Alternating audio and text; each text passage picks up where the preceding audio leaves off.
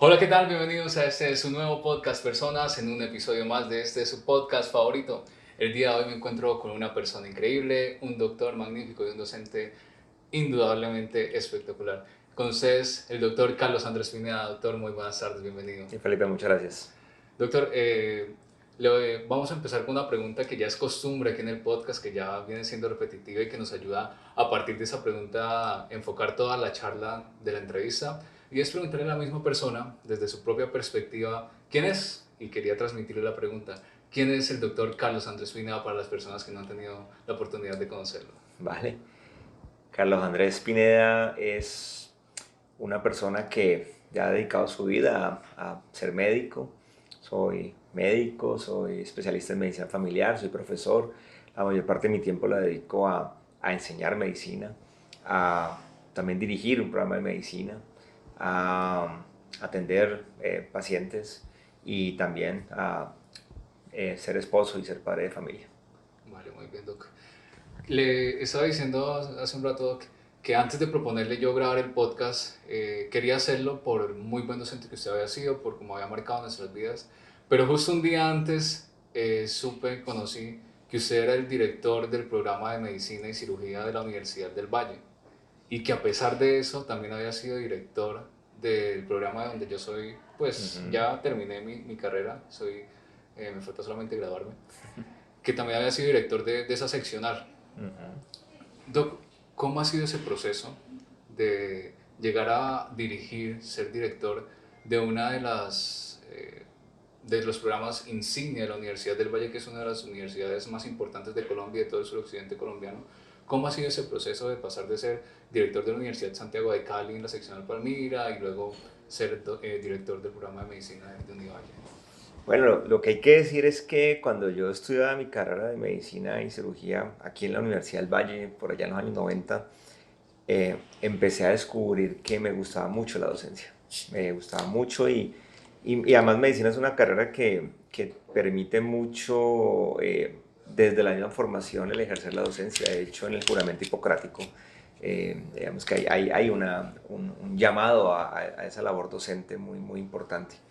Y me gustó mucho y cuando hice ya mi residencia, mi formación posgraduada, uno tiene mucho la oportunidad de ejercer la docencia y supe desde ese momento que era una de las cosas que quería hacer. Y en la medida que ya salí al mundo laboral, me vinculé directamente con la docencia. De hecho, la primera universidad con la cual yo me vinculé como docente fue la Universidad Santiago de Cali. Posteriormente aquí en la Universidad del Valle, también he estado en otras universidades. Y poco a poco me fui metiendo y cuando menos me di cuenta ya la mayor parte de mi tiempo lo había dedicado a la docencia. En Palmira yo empecé teniendo algunas horas de docencia y muy rápidamente asumí una coordinación de clínicas y al poco tiempo ya asumí la dirección del programa porque no sé, pues, soy una persona inquieta, eh, me gusta, o sea, no me gusta quedarme pues quieto, si llego a algo, no, quiero innovar, tengo muchas ideas y quiero ponerlas en práctica y creo que eso pues ha servido mucho para poder pues, hacer esto. Pues, de hecho, yo desde la carrera hice muchas cosas adicionales a simplemente estudiar medicina. Ocupé posiciones de liderazgo, entonces me gusta mucho eso, estoy acostumbrado a eso. Y el campo educativo lo he asumido con mucha seriedad, me he formado en él a través de múltiples cursos y demás, pero también hice una maestría en educación. Y, y pues todo eso llevó a que, digamos que tú quisieras hacer muchas cosas para poder mejorar la educación médica. Y eso creo que es lo que me ha llevado a ir ocupando esos cargos. ¿Y cómo fue ese proceso? Pues es que ser director del programa de medicina de la Universidad del Valle, yo imagino que es un objetivo de muchas personas y que es un gran honor. ¿Cómo llega a usted esa noticia? ¿Cómo le proponen a usted ser director de este programa? Ok, pues sí, la verdad yo podría decir que sí, sí quería hacerlo, sí soñaba con serlo. La experiencia que tuve en la Universidad de Santiago de Cali pues, fue muy importante porque me permitió pues, un poco conocer cómo era ese tipo de manejos, aunque cada institución pues, es un mundo aparte, Sí, diferente, pero ya me permitió tener una experiencia importante. Cuando yo dejo ese cargo y digamos que eso también me permite que vaya como dedicando más tiempo también aquí en la Universidad del Valle, ya había hecho en esa transición, digamos, hice la maestría en educación y teniendo esa maestría en educación, eso también permitió que como que me miraran un poco como, bueno, ¿usted qué tiene para aportar aquí? ¿Sí? Inicialmente aquí en la Universidad del Valle empecé a ayudar, digamos, con algunos procesos, lo que tiene que ver con registros calificados, acreditaciones, ese tipo de procesos que se vive mucho en la educación superior. Y estuve un tiempo en eso, eso también permitió que me diera más a conocer por los diferentes directivos y los profesores y estar como metido un poco en ese mundo, ¿sí? Ayudé con los procesos de acreditación del programa, bueno, digamos que estaba metido un poco en eso. Y en algún momento determinado, pues tomo esa decisión. También, pues, hay muchas personas que también, de cierta manera, contribuyen a tomar esas decisiones. Personas que me habían visto en ese proceso de crecimiento, profesoras que habían sido mías también, me empiezan como a hacer la propuesta.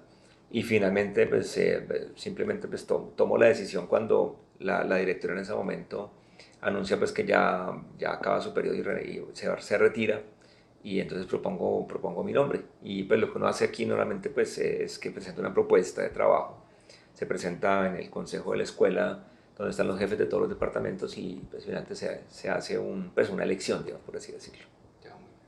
Doc, ¿y cómo ha sido? Yo sé que usted debe ser muy diplomático en todas estas cosas, pero ¿qué diferencia ha habido de pasar de la Universidad Santiago de Cali y de la seccional Palmira, que es una seccional pues relativamente pequeña, a pasar a dirigir la Universidad del Valle? ¿Qué diferencias ha encontrado usted en esas dos universidades, que además de una privada, una pública y todas estas... Claro, hay muchas particularidades, pero yo diría que hay muchas cosas en común en el sentido de lo que implica los cargos, de las funciones que hay que realizar. Eh, pero pues también están digamos que lo que son las vidas de cada una de esas instituciones.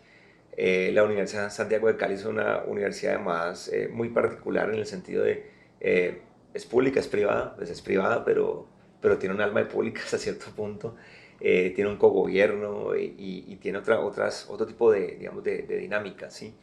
Eh, pues al ser privada también responde a otras digamos, lógicas, en el sentido de, por ejemplo, es muy importante pensar en términos de la matrícula, de los estudiantes que se están inscribiendo, ese tipo de elementos, ¿sí?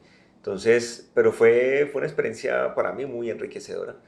Hay una diferencia también importante y es que allá, digamos, el director del programa sí tiene a su cargo como los profesores, es jefe de los profesores. Sí, sí. Aquí en la Universidad del Valle no.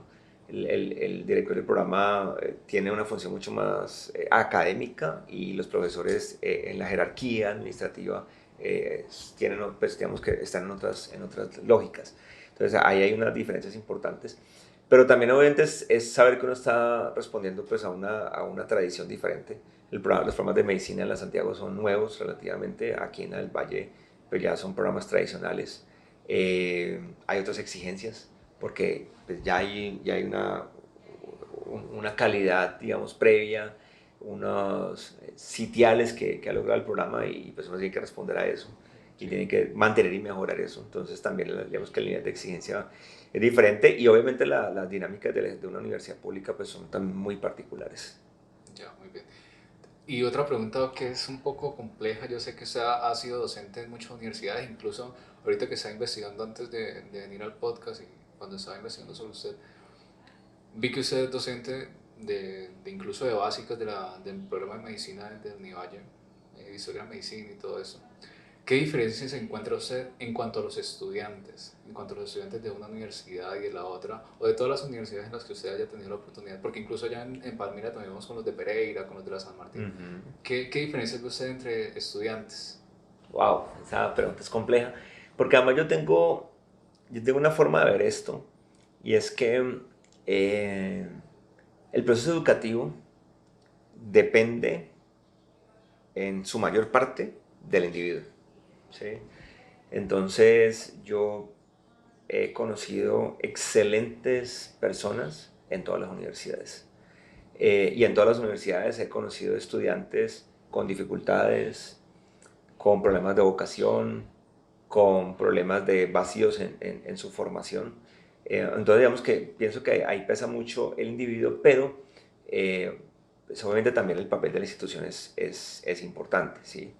Eh, Colombia es un país muy desigual y muy inequitativo en todo, pero en este caso específicamente en su sistema educativo, ¿sí? Tenemos una educación que no es igual para todos, que no ofrece la misma calidad para todos desde el inicio, y eso pues ahonda las diferencias sociales que existen en nuestro país. Y eso hace que haya personas con ciertos privilegios que van a tener más ventajas a la hora de acceder a la educación superior.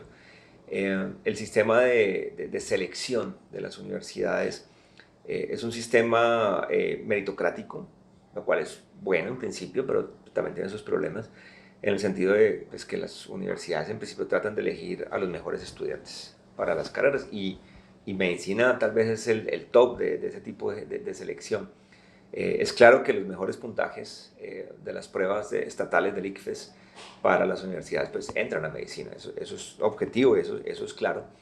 Y si usted entra a mirar en el concierto local, los puntajes promedio, pues la universidad, el programa de medicina de la Universidad del Valle recibe los mejores puntajes en promedio de toda la ciudad, ¿sí? Y de ahí van disminuyendo. Entonces, aunque uno no puede, digamos que sería un poco atrevido juzgar toda la calidad de un ser humano desde su punto de vista cognitivo por un examen, pues ese examen es el que marca el hecho de reflejar el proceso educativo previo y de reflejar en teoría las capacidades que tiene para afrontar un proceso de educación superior.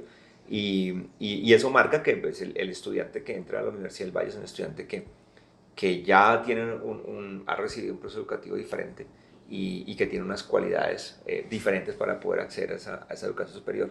Entonces, eso empieza, pues sí puede empezar a marcar algunas diferencias. También hay un efecto, no sé si llamarlo psicológico, ¿no? También tú entras a la Universidad del Valle y entras con el convencimiento de que entraste a una excelente universidad, de que eres motivo de orgullo para tu familia. Sí, inclusive si vienes de un pueblo pequeño, hasta probablemente te pasearon en el carro bomberos cuando recibiste tus pruebas de ICFES y todo esto. Entonces hay un efecto psicológico también allí que yo creo que influye mucho de decir, entré a esta universidad, entonces, y este lema que ha tenido la universidad, la mejor para los mejores, que pega mucho y hace que yo creo que también la persona tenga, digamos que psicológicamente se prepare de forma diferente. Pero vuelvo y repito, digamos que en todas las universidades hay excelentes personas, así como también va a haber estudiantes que van a tener mayores dificultades para poder superar todo ese proceso formativo. Vale, muy bien, Doc. Ayer estaba grabando el podcast con el doctor Mario Londoño, que Ujú. es compañero de ustedes, supongo que Colegas, también muy sí. amigos, médicos familiares, como usted nos comentaba, también usted es médico familiar. Y él hablaba un poco del enfoque de cómo se abordaba desde la parte de medicina familiar al paciente como un todo. Y Ujú. él en ese comentario que hizo lo menciona a usted, en que usted era uno de los que mejor aplicaba este concepto. Quiero preguntarle cuál es ese enfoque que usted le da al paciente, porque yo, a ver, yo lo conocí a usted como mi docente de medicina familiar y no como director del programa de medicina Ujú. de Univalle. Y me di cuenta de la calidad de persona y de calidad de médico que es usted.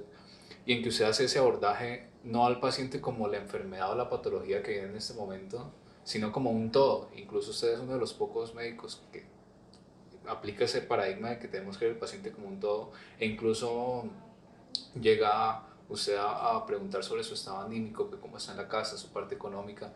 Es uno de los Ujú. pocos docentes que llega hasta ese punto de interrogatorio con el paciente.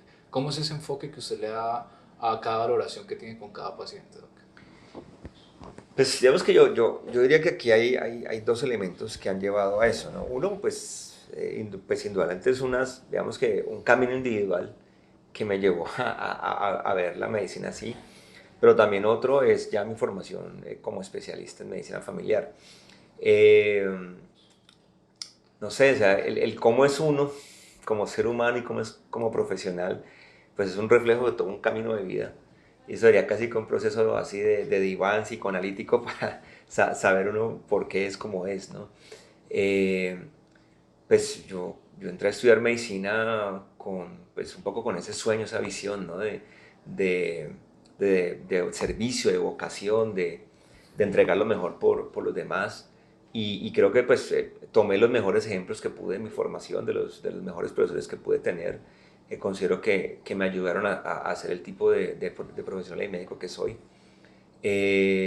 Tengo considero que tengo esa capacidad de entender que soy médico porque me gusta, porque me satisface primero que todo, pero también porque sé que eso, que a través de mi profesión estoy ayudando a los demás y que y, y todo mi proceso formativo y lo que he leído, no solo de medicina, sino porque el médico tiene que ser una persona culta y que lea mucho, me ha permitido también tratar de entender al sufrimiento del ser humano y saber que no solo basta con la parte técnica, en el sentido científico de la enfermedad, sino que entender ayudar al ser humano que tengo enfrente hace que tenga que también comprenderlo como persona. La forma, y pues eso fue lo que me derivó en que al final escogiera la medicina familiar como especialidad porque sentí que era la única especialidad que me podía llenar en ese sentido. Me enamoró la especialidad y obviamente uno en la formación como médico familiar, digamos que pues, profundiza ese tipo de cosas y ya no solamente es una cuestión de querer serlo, sino que ya tienes unas herramientas mucho más profundas para poder entender que la medicina debe ser así. Y la medicina familiar, al menos la medicina familiar bien entendida, implica que es la única forma posible de practicar la medicina. Ya, muy bien. Y ahorita la parte como docente, doctor, o sea, es que, como le comento, nosotros, o yo me enteré hace poco que usted era el director del programa de medicina. Y le comenté a mis compañeros y no lo podíamos creer, porque nosotros encontramos en usted una persona muy sencilla, muy dada al paciente, muy dada al estudiante, muy tranquilo. Y nosotros, pues, ese paradigma que siempre se ha tenido de que los docentes y los especialistas son las deidades y la parte más alta de la cadena alimenticia, incluso a veces nos Sí. llegan a decir de que la medicina es una cadena alimenticia. Pero no, usted es todo lo contrario, doctor. Incluso quería comentar ahora la anécdota, pues hace poco, hace unas semanas, tuve la oportunidad de hacer turno con usted de nuevo y usted me pidió que revisara a una paciente que estaba bajo contexto de una falla cardíaca. Ujú. Cuando yo fui a revisar a la paciente, yo le escuché un soplo y unos crépitos. Y cuando fui a comentárselo a usted, me dijo, sí, claro, vamos a revisar a la paciente, no sé qué. Cuando usted la revisó en primera instancia, me dijo, sí están los crépitos, pero yo no escucho el soplo por ningún lado. Y casi que prácticamente ya nos habíamos quedado con ese concepto de que no Ujú. había soplo y casi que nos íbamos a ir de la habitación del paciente y usted dijo, no, esperemos de nuevo, yo vuelvo a auscultar y regresó, Ujú. auscultó a la paciente de nuevo y en efecto sí tenía el soplo y los crépitos. O sea, yo eso es un acto que yo agradezco tanto, doctor, en que usted le da la confianza al estudiante. Otro cualquier especialista dice, no tiene soplo, sale y se va Ujú. y se queda el estudiante con la duda de que Sí, no tuve claro. la razón. ¿Cómo es esa vocación que usted tiene o ese enfoque que usted tiene hacia el estudiante, doctor? Porque es una manera muy bonita de enseñar. O sea, a mí ese momento me marcó. Ujú. Yo dije, otro especialista no hubiera hecho Ujú. esto y no me hubiera dado la confianza suficiente Claro, para decir, sí, sí tengo el conocimiento. claro. Mira que son cosas que pasan desapercibidas muchas veces y no sabe uno lo que significa para el otro. Yo hago mucho paralelo entre las dos cosas que son mi pasión desde el punto de vista laboral, la medicina y la docencia. Y me parece que ahí está ese paralelo, ¿no? En la medicina el centro es el paciente, ¿sí? Eh, Uno es médico por el otro, ¿sí? Por el paciente, esencialmente. No, aunque obviamente uno satisface un ego personal, indudablemente, y el hecho de que uno pues, estudia algo porque le gusta y porque quiere y se siente bien, y te brinda unas satisfacciones, en el centro está el paciente. ¿Sí? Al final eso es lo más importante, y en la educación lo mismo. En la educación uno es profesor por el estudiante. Entonces es mi visión de la vida, mi forma de verlo, donde yo soy docente para que el otro aprenda y yo soy médico para que el otro se sienta mejor y ojalá se lo pueda curar, pues sabemos que no siempre curamos, pero al menos poderlo aliviar y se sienta acompañado. Lo mismo es con el estudiante. El centro de la labor docente es que el otro aprenda, ¿sí? Y eso implica darle validez al otro, ¿sí? El estudiante no es como un balde vacío que voy a llenar con mi conocimiento, sino que el conocimiento lo construye cada persona. Y desde ese punto de vista, pues el estudiante tiene una validez. Además que en eso también hay una confianza que se va construyendo también. Aunque desafortunadamente en la clínica los contactos entre estudiante y profesor muchas veces son muy puntuales. Pues a veces se logra hacer un proceso más longitudinal, ¿no? Pues se alcanza a ver al menos algunas veces, ¿sí? Y se construye una confianza también. Entonces uno va soltando. Probablemente el primer día que uno conoce a un estudiante, pues uno no confía tanto en el estudiante, no le va a dar tanta validez a todo lo que hace, pero toda confianza se va ganando. Y también si uno tiene un estudiante que, por ejemplo, hay cosas que pasan en la clínica y es que muchas veces inventan información porque se les olvidó preguntarlo y si el docente pregunta no quiere quedar mal, entonces, y pues uno se detecta ese tipo de cosas. Cuando cosas tan sencillas como frecuencia respiratoria, cuando tiene frecuencia respiratoria y te inventan un dato y no el paciente dice no, obviamente que no, o cosas de ese tipo, entonces probablemente la segunda y la tercera vez ya no, pues no voy a confiar tanto en esa persona. Pero si el estudiante te demuestra otras cosas, pues tú vas cada vez vas confiando más. Y en ese caso, mira que el ejemplo que me das, pues sí, claro, si un estudiante te da una información que él hizo, yo tengo que darle toda la validez del mundo, ¿no? La validez no implica que diga, es así y ni siquiera lo compruebe, ¿sí? Porque además estás en un proceso formativo. Yo tengo que ir a comprobarlo, pero si, por ejemplo, en ese caso tú encontraste un hallazgo, pues yo voy y lo evalúo y te puedo decir, no, efectivamente no lo tiene, o mira, bueno, tratemos de hacerlo con todo el cuidado del mundo para ver si puede llegar a ser cierto, que fue seguramente lo que pasó en ese momento. Sí, en efecto. ¿Y cree usted, doctor, que ha cambiado ese paradigma? Es que yo recuerdo cuando yo inicié mi carrera, cuando los médicos que nos daban en ese entonces eran pues doctores que ya llevaban su tiempo, mayores, y era el médico arriba, el docente arriba y el estudiante abajo, sin mucho contacto, sin mucha confianza. Pero en cambio he ido avanzando en la carrera y me he encontrado con docentes más jóvenes Ujú. que hace poco inician en la universidad o inician a ser docentes y ha sido un cambio totalmente en todos los sentidos de la formación ha cambiado. ¿Cree usted que ha cambiado ese paradigma en que ya el docente no es esa deidad, esa parte suprema en que es intocable y Ujú. que ya es más dado a la confianza con el estudiante? Porque yo ahora recuerdo, por ejemplo, usted, el doctor Tejelen, el doctor Ochoa, el doctor Londoño incluso, todos los médicos familiares, el doctor Galeano, los cirujanos ahora que están saliendo recientemente también, son muy dados al estudiante y no es que ustedes por allá y yo por acá, sino que ¿cree usted que se ha cambiado ese paradigma, doctor? Yo creo que hay las dos cosas, me refiero. Sí estoy de acuerdo que hay un cambio de paradigma, pero también que siempre en toda la historia de la educación médica, estoy casi seguro, estoy convencido de ello, pero bueno, pues no puedo especular qué pasaba hace 3 siglos atrás, pero estoy seguro que debe haber habido otro tipo de profesores, sí, me refiero a eso. Porque tú también puedes encontrar docentes jóvenes que probablemente estén parados en un paradigma de yo soy el que sé y usted no es nadie aquí, ¿sí? Exacto. Entonces, no, pero sí siento que hay una transformación generacional que también viene dado desde los mismos estudiantes, ¿sí? Entonces, uno mira hacia atrás y entonces el estudiante era una figura pasiva totalmente, un estudiante jamás se iba a atrever a cuestionar, por ejemplo, al docente, eh, la cabeza agachada, y eso va cambiando. Y eso va cambiando porque es una transformación social, ¿sí? O sea, eso está sucediendo en todas las esferas de la vida, en las relaciones entre padres e hijos, por ejemplo, ¿sí? Eh, Hace 50 años un papá o una mamá decía algo y no esperaba nunca que su hijo fuera a cuestionar, por ejemplo, o que hubiera que sentarse a explicarle a un hijo por qué tenía que hacer algo. Pues porque lo dijo el papá y la mamá, punto. Y eso ya se ha ido transformando. Y eso no vamos a juzgar si está bien o está mal, si está sucediendo. Obviamente, como todo en la vida, tiene cosas malas y tiene cosas buenas, indudablemente. Y eso también está impactando en la educación, ¿sí? Finalmente.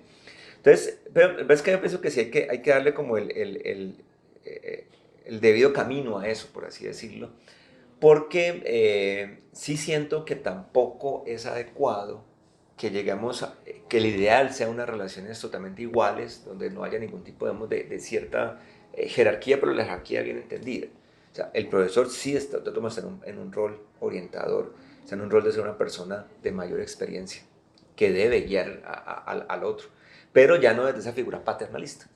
Y lo mismo pasa, por ejemplo, también en la relación médico-paciente. Claro, hace 50 años yo le decía a una persona, tiene que tomarse la pasta y punto. No importaba que el paciente supiera por qué la tenía que tomar, ni nada, simplemente lo tenía que hacer porque el médico lo dijo. Eso ya no es así. Si el paciente no entiende por qué tiene que hacerlo, casi que uno no lo convence y todo eso, pues es probable que no lo haga, ¿sí?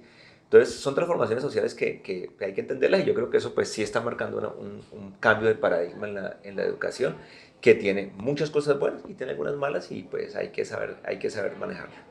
Bueno, doctor, muchas gracias. Dejamos de lado un poco la parte académica y me tomo el atrevimiento de involucrar un poco la parte personal suya, doctor, y quería preguntarle, usted inició diciendo que en gran parte de su vida se dedicaba a ser esposo. ¿Cuáles son esos pilares fundamentales que usted tiene en su vida, esas personas importantes que hacen parte de su vida? Pues a ver, creo que es, es muy, es tal vez el elemento fundamental de la vida. Ahora, yo miro, la vida hay que disfrutar en todos los sentidos. Mm, Afortunadamente, yo tengo un trabajo en el cual no es una excusa para poder vivir, sino que también la disfruto. Es decir, no es que yo tengo que trabajar para poder tener el dinero, para poder hacer todas las otras cosas que sí disfruto. Yo disfruto mucho todo, pero obviamente como ser humano es muy importante lo que es tu red de apoyo, ¿sí? La red de lo que uno construye es fundamental y es al final lo más importante porque uno disfruta su profesión, disfruta sus trabajos, pero son otro tipo, digamos, de relaciones las que se establecen allí. Entonces, el motor fundamental de uno para seguir en la vida y seguir adelante son las personas más cercanas. Y en ese sentido, pues, obviamente no es la única forma de hacerlo y hay personas que lo construyen de otra forma diferente, pero pues, la familia para mí es muy importante. Y pues en este caso pues he logrado construir esa familia, tengo una mujer maravillosa a mi lado con la cual construimos nuestros sueños en conjunto y pues hemos logrado tener dos hijos maravillosos que estamos ayudando a formar. Ya, muy bien. ¿Y cuál es ese plan, doctor, su plan favorito que lo hace desconectarse del mundo, de todo su trabajo? ¿Cuál es el plan que usted dice, quiero hacer esto para desestresarme un poquito y qué es mi plan favorito? Siempre, Felipe, he tenido muchos problemas para siempre hablar como un top número uno de cosas. No, no, no. Esa típica pregunta, ¿cuál es su comida favorita? Es difícil, a ver, para mí siempre ha sido muy difícil eso. Disfruto muchas cosas, digamos, pero me hace una palabra muy importante, desconexión. ¿Qué me desconecta? La familia me desconecta, obviamente cuando estoy jugando con mis hijos, cuando estoy conversando con mi esposa, todo eso pues obviamente son momentos en que uno está pleno allí y se desconecta. Pero también hay muchas otras cosas. Me gusta mucho leer, me gusta ver películas, series también. Eh, me gusta, pues estoy ahorita haciendo deporte, bicicleta, por ejemplo, me gusta mucho montar bicicleta también, entonces me desconecta. Entonces digamos que son las cosas digamos que uno se mete en eso y con eso trata de un poco de desconectarse del mundo. Me gusta mucho también como mirar la realidad que estamos viviendo, leer noticias en profundidad, analizar ese tipo de cosas, conversar con los amigos, hacer tertulias. Son algunas de las cosas que podría destacar ahorita. Bueno, ahorita un momento. Ya, yo no creo con esta cámara.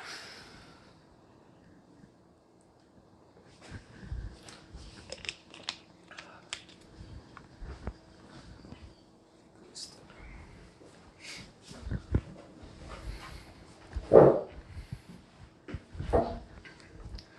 Muy bien, Doc.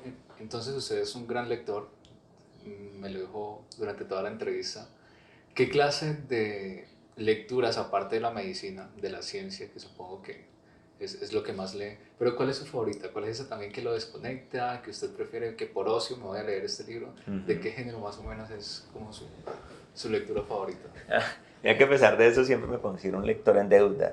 O sea, me gustaría leer más, me gustaría haber empezado desde mucho más temprano a leer en forma. O sea, tengo muchas deudas todavía. pero es amplio, la verdad. Digamos, las cosas que yo más leo, que podría ser un poco relacionado con la profesión, pero leo mucho historia de la medicina, me encanta la historia de la medicina. Entonces leo mucho sobre historia de la medicina. Eh, Leo literatura, pero la verdad leo otro más textos de historia, de política, me encanta leer de historia, de política, de filosofía. Obviamente también leo literatura. Vamos, que esas de pronto son las áreas que yo más leo. En este momento, por ejemplo, estoy leyendo una de mis deudas históricas, que es la Divina Comedia de Wow. Dante Alighieri. Estoy en ello, estoy en el purgatorio, no salí del purgatorio todavía. Y estoy leyendo un texto de historia de la medicina, la medicina en la época clásica, de un gran profesor de la Universidad de Caldas, que es el doctor Orlando Mejía, escritor maravilloso, médico y escritor maravilloso. Ya he leído varios textos de él, entonces estoy leyendo un texto, digamos, de historia de la medicina en la época, desde la época clásica, griega, romana, hasta la Edad Media. Son los dos textos que estoy leyendo en este momento. Bien. ¿Y la música, doctor? ¿Cuál es esa música que usted más lo conecta, que más escucha? ¿Qué género musical? ¿Qué artista? Me encanta la música, también me encanta muchísimo. Eh, Disfrutarla, escucharla, bailarla, pero no. Desafortunadamente no tocar, eso es una de las grandes frustraciones de la vida, ¿no? Muy poco, no, nunca aprendí a tocar instrumentos realmente. Disfruto muchos géneros, muchos géneros. Digamos que mi época de la música así top es el rock y el pop de los 80. Soy muy ochentero. Pues, ¿En español o en inglés? Las dos. Ya. Las dos.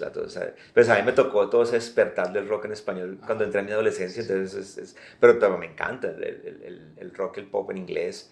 O sea, por ejemplo, uno dice de grupos de los 80 de aquí Latinoamérica, Prisioneros, Soda Stereo, bueno, Fito Páez. mexicanos, en fin, claro, también, muchísimo. Pero también Toreros Muertos, Hombres G, toda esa época me tocó un poco. Pero también me encanta el rock y el pop de los 80. Soy muy del pop ochentero, sintetizador y ese Ya, tipo de sí, cosas sí. también. Pero, por ejemplo, esto ya es un gusto más tardío, pero también ahorita disfruto mucho el jazz, la música clásica también, me encanta. Salsa, por supuesto, y soy más de salsa clásica. Eh, pero digamos que disfruto mucho, no, el reggaetón, por ejemplo, los ritmos más modernos, no mucho. Entonces, si tú me preguntas por reggaetón, el reggaetón clásico, más tranquilito, un poco más. Ya. De Eh, inicio de los 2000. sí, Ya, los ya, ya. primeros, Ajá. los primeros por allá. Pero esos son los ritmos que más de pronto yo escucho. Ya, muy bien, doctor. ¿Y el cine? ¿Cómo le va con el cine? ¿Cuáles son sus películas favoritas? ¿Sí, sí frecuenta mucho cine? Sí, bueno, la verdad desde la pandemia no iba a cine. La última película que me vi fue Sonic con mi hijo. Ya, sí. Ahora la verdad uno se vuelve experto en series y en películas infantiles. Pero sí, me gusta mucho el cine. Es lo mismo, películas favoritas, bueno, es difícil escoger una. Eh, pero disfruto de todos los géneros, realmente disfruto de todos los géneros. Pues me gusta el drama, pues también uno disfruta una buena comedia. De vez en cuando soy hasta sensibilizón con las comedias románticas también. Ya. Pues me gusta mucho y últimamente series y películas, han salido bastante últimamente, mucho todo lo alrededor de la Segunda Guerra Mundial, no sé por qué me apasiona mucho ese, a pesar de que soy un hombre de pasta, pero me gusta mucho ese Supongo tema. que por la historia. Sí, claro, y series históricas, películas históricas, me gustan mucho. Eh, entonces Eso. sería como... Ya, vale, doctor. Y me atrevo a profundizar un poco más, doctor, en su vida personal. ¿Y cuál ha sido de los momentos más difíciles de su vida? Que usted recuerde que haya pasado una situación en su vida personal o familiar, o incluso como médico, que usted recuerde que diga, ese ha sido el momento más difícil de mi vida y que me ha logrado salir de esa situación. mm, Difícil. Esa pregunta no me dio una respuesta así como tan clara. Uno tiene pequeñas dificultades, pero considero que tengo y he tenido una vida en general, pues afortunadamente tranquila, donde no he tenido problemas así muy graves. Eh, tuve una experiencia de un matrimonio previo que no sal, pues, al final no hizo tan bien y me separé. Pues eso es un momento difícil. Afortunadamente sin hijos. Pues eso facilita un poco las cosas. Eh, en mi profesión, claro, uno tiene muchos momentos complejos, eh, porque pues uno está en contacto con el sufrimiento y más cuando uno ve la medicina pues, de cierta manera y entra en contacto en bastante empatía con los pacientes, pues uno vive mucho el sufrimiento con los pacientes. Y eso, pero lo que pasa es que eso es algo que se da casi que a diario, ¿no? O sea, Sí. es parte de la práctica y uno tiene que pues, aprender a manejarlo. Tengo la costumbre de hacer un poco catarsis con mi esposa. Y ella no es del ámbito de la salud, pero llegar y comentarle un poco para poder verbalizar las cosas. Escribir. No lo he vuelto a hacer mucho, pero me parece que, escribir es un ejercicio muy catártico. Entonces, por ejemplo, ahorita cuando empezó la pandemia lo hice bastante. Escribir lo que uno siente, lo que uno vivió, ayuda como a canalizar toda esa energía que fue en un momento determinado. De resto, digamos que a nivel, digamos, como personal como tal, no, pues no tengo momentos así traumáticos realmente que me hayan marcado negativamente, no, afortunadamente. Vale. Doctor, ya quiero finalizar con una pregunta y es, ¿qué mensaje, qué consejo le daría usted a alguien que va a iniciar la carrera de medicina o que está empezando esta carrera? Bueno, lo primero es que el cómo tomar uno la decisión de qué hacer con su vida, cuando uno ya está terminando su proceso educativo, no es fácil. Yo veo esa tarea y pregunto por qué yo escogí, yo no sabría exactamente por qué. Y esa visión a veces de la vocación, como, no sé, un poco como una epifanía, no sé, baja el Espíritu Santo y te ilumina y toma. Me parece que es un poco romántica, ¿no? Entonces, estudiar medicina no es fácil. Pienso que la persona tiene que preguntarse si realmente, digamos que eso es lo que quiere, si tiene una vocación de servicio, es decir, si realmente le interesa al otro. O sea, y uno tiene que llegar con eso ya en su corazón, realmente para poder estudiar esto. Saber si le gusta estudiar, porque esto es el nivel, pues, y tú lo sabes, pero el nivel, Felipe, es bastante pesado. O sea, si te gusta el estudio, te gusta leer, te gusta el conocimiento, tienes amor por el conocimiento, te interesa la biología, te interesa conocer el funcionamiento del cuerpo, el ser humano, ¿sí? Es otro elemento fundamental. Entonces tienes que preguntarte todo eso. Entonces veo que la situación ahí sería, tienes que estar muy seguro de esa decisión, que no sea por presiones externas, no sea por presiones de tu familia, no porque mi familia son médicos, entonces yo tengo que ser médico. En medicina pasa más una cosa muy particular, como te fue bien en el ICFES, como acá este buen puta, tienes que estudiar medicina. Esa definitivamente no es el camino. Entonces, tienes que saber que medicina es una carrera dura, difícil, tienes que tener mucho sacrificio, tienes que saber que vas a dedicar muchas horas a estudiar, pero también, y puede sonar paradójico, pero también tenemos que entender que la medicina nos atrapa y nos exige mucho de nuestras vidas, pero que no podemos olvidar otros aspectos de nuestra vida, porque si no tampoco vas a ser un buen médico. Entonces tus gustos personales, tus pasiones no las puedes olvidar, tienes que seguirlas cultivando y te van a ayudar a ser un buen médico también. Entonces ese balance no es fácil de encontrar, pero pues digamos que ese es el camino. Es la idea. Vale, doctor, muchísimas gracias. De nuevo, le repito, muchísimas gracias por permitirme estar aquí en su oficina, en su universidad.